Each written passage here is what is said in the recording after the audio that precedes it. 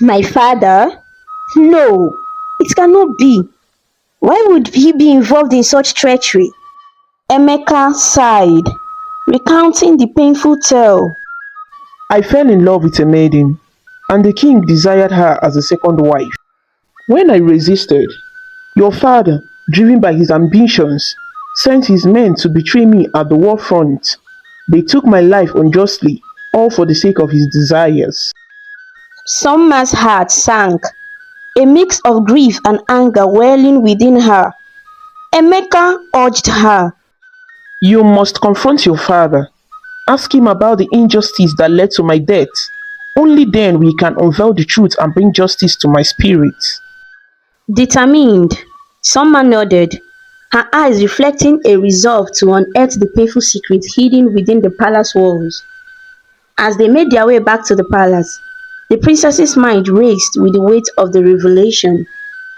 That night, Somma, guided by a newfound strength, entered the royal chambers where her father, the king, sat in contemplation. With a mixture of sadness and anger, she questioned, Father, why did you send your men to kill Emeka, a noble warrior, unjustly? What betrayal led to his death at the war front? The king, startled by the unexpected confrontation, stammered. Somma, my daughter, you do not understand. There are things you are not meant to know. But Somma, fueled by the truth she had discovered, pressed on. I deserve to know the truth, father. Emeka's spirit has revealed the injustice done to him. Why did you betray him? The king, cornered by his daughter's unwavering gaze, finally spoke, his voice heavy with guilt. Somma, I did it for the kingdom, for its stability. I thought his love for the maiden would jeopardize our alliances. I never meant for it to end in tragedy. Somma, torn between her loyalty to her father and the love for the ghostly warrior, stood at a crossroads. The revelation echoed through the silent chambers, setting the stage for a complex journey of redemption and justice. Somma, fueled by a mix of anger and disappointment, looked into her father's eyes and declared, Father, you must come out clean. Confess your wrong deeds to the villagers and seek redemption. Emeka's spirit deserves justice, and our kingdom deserves a ruler who acts with honor. The king, his face contorted with a blend of frustration and guilt, retorted, Somma, you overstep your boundaries. Leave my chamber and never speak to me in such manners. Undeterred, Somma stood her ground. I will not stand by and let injustice prevail. Do the needful, father, or await the consequences of your actions. The king, infuriated by his daughter's defiance, raised his voice. Enough, Somma. Leave now.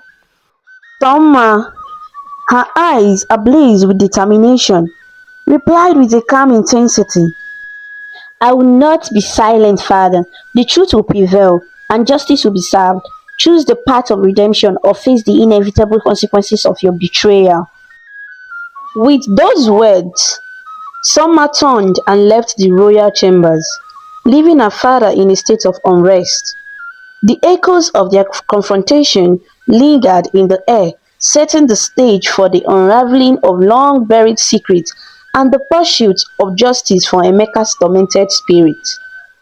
As Somma stormed out of the palace, her heart heavy with the weight of the truth she had uncovered, she vowed to pursue justice at any cost. The moon witnessed her departure, casting a silvery glow on the determined princess as she embarked on a journey to reveal the hidden truth that could reshape the destiny of the Etiti kingdom. The queen, observing the worry etched on her daughter's face, gently asked, Somma, what troubles you? I see a weight on your heart. Unable to bear the burden in silence any longer, Somma decided to confide in her mother. With a heavy sigh, she began to narrate the tale of Emeka's unjust death, the betrayal orchestrated by the king, and the pursuit of justice that now consumed her. As Somma unfolded the story, the queen's eyes widened with a mixture of shock and disbelief. Oh, my child, this is a grave revelation.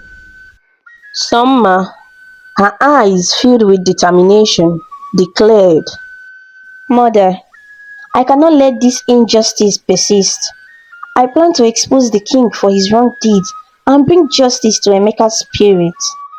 The queen, concerned for both her daughter and the kingdom, urged caution. Somma, taking matters into your own hands would lead to the unforeseen circumstances. Let me talk to the king. Reason with him. We must handle this with care.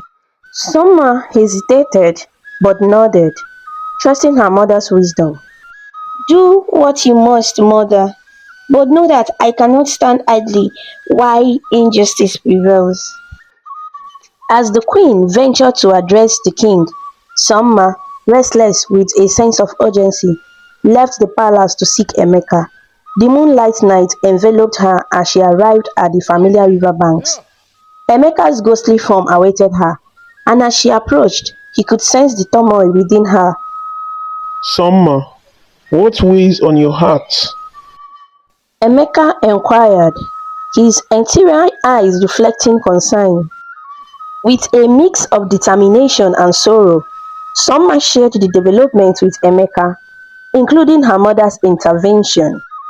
"I cannot wait for the king to decide our fate. We must act swiftly to expose the truth," she declared.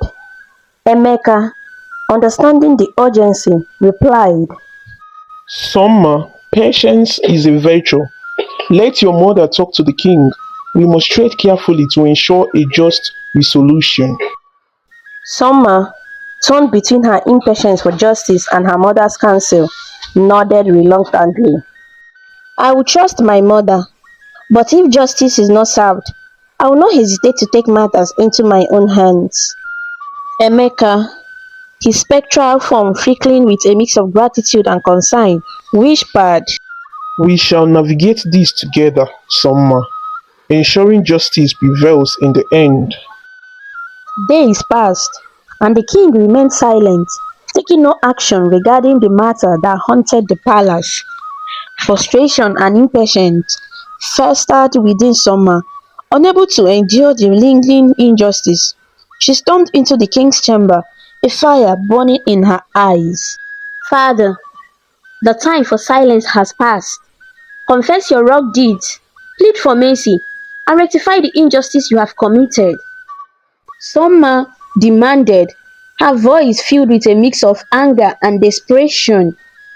The king, infuriated by his daughter's persistence, roared. Enough, Somma.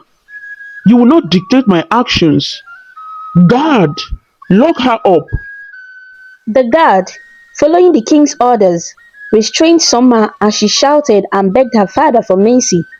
The cold clank of the cell door echoed through the palace corridors as the guard confined the princess, leaving her to face the consequences of her defiance. News of Somma's imprisonment reached the queen, who, shocked and dismayed, confronted the king. Release our daughter. This is unjust and goes against all principles of fairness. The queen pleaded. The king, unmoved by his wife's plea, declared, No one challenges me and goes free. Somma has received what she deserves. The queen, torn between loyalty to her husband and concern for her daughter, continued to implore. This is not the way, my love. Release her before it's too late. The king, blinded by pride and authority, remained resolute. She will learn her place. No one challenges the king and escapes the consequences. As Somma languished in her cell, the palace walls echoed with the strained tension between justice and authority.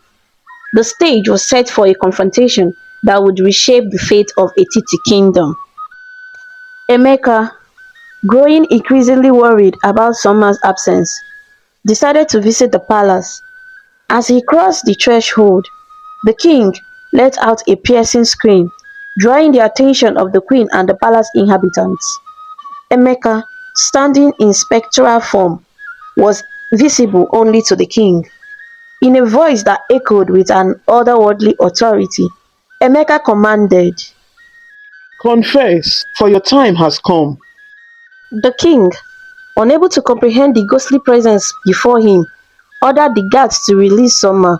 With a heavy heart, he confessed to his deeds, the weight of guilt evident on his face. As the truth spilled from his lips, the king's strength waned and he collapsed. The queen and Somma rushed to his side, witnessing the final moments of the once mighty ruler. Tears flowed freely as the kingdom mourned the passing of their king. Somma, still able to see Emeka, approached him with a heavy heart. They shared a quiet moment, and Emeka, with a sadness on his face, spoke. Time is running out, Somma. I must leave for good. Somma, overcome with grief, pleaded. Don't go, Emeka. I cannot bear to lose you again. Emeka, in his form freakling, reassured her. Justice has prevailed, and you must move forward. Find happiness, Somma. With those words, Emeka disappeared, leaving Somma alone with the weight of the past. She felt a mix of sadness and relief, knowing that justice had been served. In the aftermath, the elders gathered to address the future of the kingdom. They informed Somma and the queen that, according to tradition, the princess had to choose a man to be her husband and the next king. Somma, embracing the responsibility, chose Akaladike, a warrior from Emeka's clan. The people of Etiti rejoiced, seeing it as a symbol of unity and justice prevailing. As Somma moved forward, she carried the lesson of the past with her, determined to build a kingdom where justice, love, and unity thrived.